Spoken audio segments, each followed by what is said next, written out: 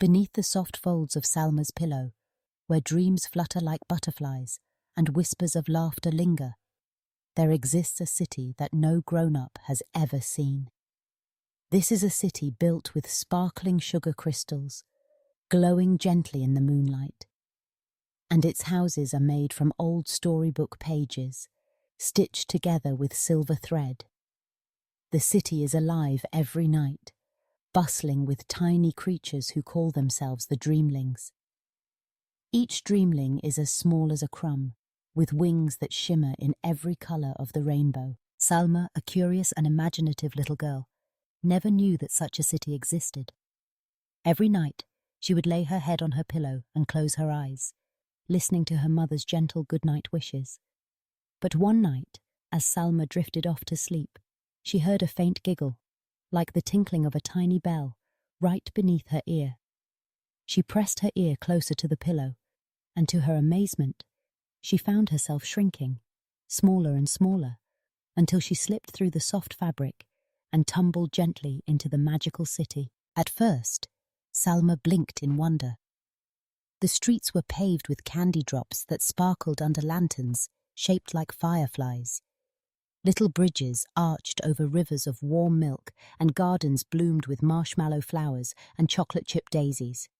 The dreamlings greeted Salma with cheerful waves and bright smiles, inviting her to join their nighttime adventures. Salma followed them through the city, her heart racing with excitement.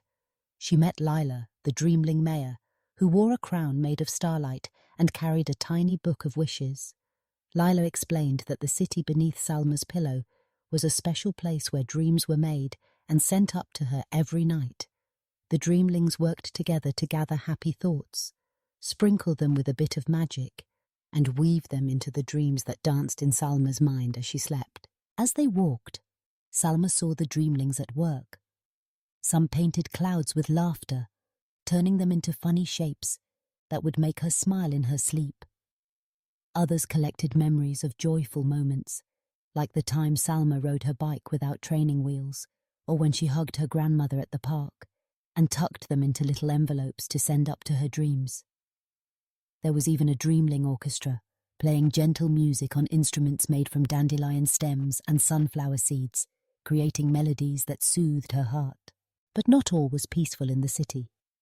Lila told Salma that sometimes shadows from the land of worries tried to sneak into the city and steal away the laughter and light. When this happened, the dreamlings would gather together, joined by the bravest dreamling of them all, Pip. Pip carried a lantern filled with hope, and whenever a shadow crept close, Pip shone the light so brightly that the shadow vanished, leaving only warmth and comfort behind. That night, as Salma explored the city, she noticed a shadow lurking at the edge of a marshmallow garden. It was dark and swirling, and it seemed to grow whenever Salma remembered the time she had been scared of the dark.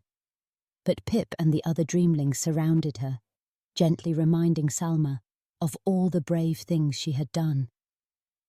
With their encouragement, Salma found the courage to face the shadow. She whispered to it, "I am not afraid," and with Pip's lantern shining beside her, the shadow melted away like morning mist. The dreamlings cheered, tossing confetti made of glitter and hope. Lila thanked Salma for her bravery, telling her that every time she faced a worry or fear, she made the city stronger and brighter. Feeling proud, Salma danced with the dreamlings beneath a sky filled with shooting stars, knowing that she had friends who watched over her dreams.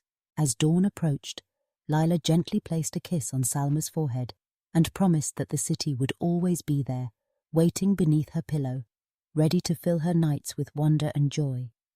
With a happy sigh, Salma floated back up through the pillow, waking in her bed with the softest smile. From that day on, whenever Salma closed her eyes, she knew that a magical city thrived just beneath her pillow, and that with a little courage and a lot of imagination, her dreams would always be filled with light.